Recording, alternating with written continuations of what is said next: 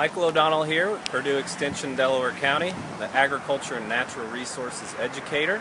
We're here at the Bewley Community Center Garden. It's open for everybody to come and help, volunteer, and learn.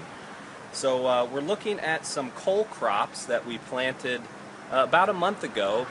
Planted them as transplants. You can see we have some Brussels sprouts, cauliflower, and cabbages.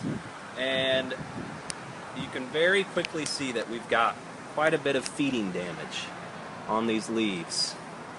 And when we're growing cole crops like this would also include broccoli and kale, in addition to the Brussels sprouts, cauliflower, and cabbage. One of our primary pests is the cabbage looper worm. Okay, there's some other types of worms, but that cabbage looper worm is our biggest concern. If we get down here, we might be able to find one of the pests that's causing this feeding damage. So here we have one of those worms. So a key thing with growing these crops is monitoring for the pests. When you see the white moths flying, or you come through and you're tending to your crops and weeding, looking for these worms, they'll start very small, hatching from the eggs. You'll see them on the underside of the leaves typically. That's when you know you either need to be out here and picking those worms, or one of our best controls.